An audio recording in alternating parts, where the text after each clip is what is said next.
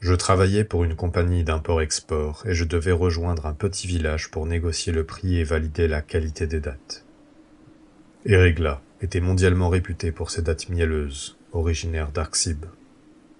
C'était là que je devais aller.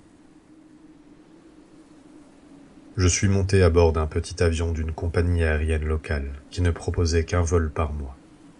Cela devait me laisser le temps de faire mon travail et de m'accorder un peu de vacances. J'ai sympathisé avec un autre étranger dans l'avion. Il était ingénieur en aéronautique et il travaillait à la conception d'un nouveau type d'appareil dont les essais allaient débuter en plein désert. Il ne put m'en dire plus. Non pas qu'il fût tenu au secret, mais à cause de ce qui suivit. À peu près 20 minutes après le décollage, nous avons entendu un bruit sourd mais terriblement fort. Puis, plus rien. Je n'ai aucun souvenir de ce qui s'est passé ensuite, et j'ignore combien de temps s'est écoulé entre le crash et mon réveil.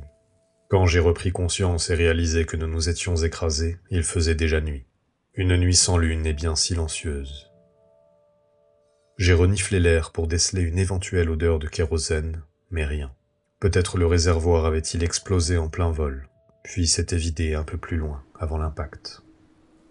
Une lampe à huile était posée près de moi. Qui l'avait allumée? Était-ce moi, plutôt, avant d'oublier? J'avais été éjecté à quelques dizaines de mètres de ce qui restait de l'avion, une moitié de carcasse métallique.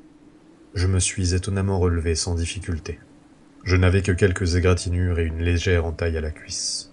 Je l'ai constaté facilement parce qu'une partie de mon pantalon manquait. J'ai marché pieds nus jusqu'à la carcasse pour voir s'il restait des survivants.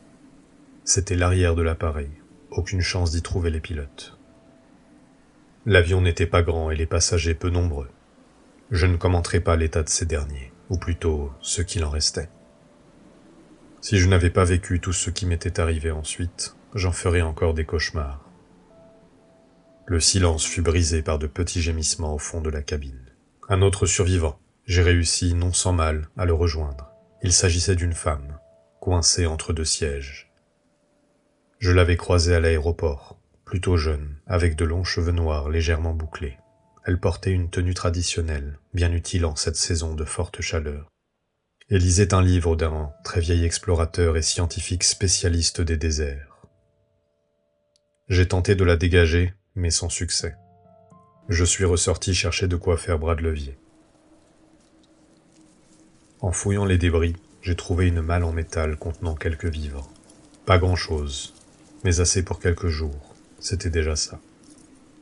Quelqu'un s'approcha de moi en boitant. C'était un vieux monsieur à la barbe blanche. Je ne me souvenais pas l'avoir vu dans l'avion. Je lui ai demandé s'il allait bien et lui ai expliqué la situation en mimant ce que je cherchais.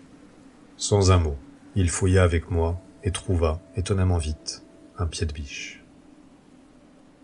Nous sommes retournés à l'arrière de l'avion, déterminés à sortir la pauvre femme, le vieil homme me suivant de près. À deux, et avec l'outil, ce fut finalement assez simple. Nous l'avons porté dehors, puis nous nous sommes adossés un moment à un morceau de la carcasse tombé un peu plus loin. Les blessures de la jeune femme étaient profondes et je me demandais comment elle allait pouvoir survivre ici sans médecin. Nous étions perdus dans l'immensité du désert, sans moyen de contacter qui que ce soit. Heureusement, nous avions quelques dattes et un peu d'eau, de quoi tenir un jour ou deux à nous trois. Notre sort paraissait scellé.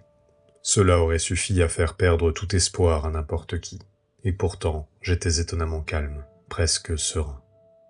L'aura que dégageait cet homme était apaisante malgré la gravité de la situation. Je n'étais pas prêt à parler, ni à poser des questions, ou encore moins à en entendre. Je me mis à regarder le ciel, bien sombre cette nuit-là. Je n'avais pas remarqué, mais nous ne voyions aucune étoile.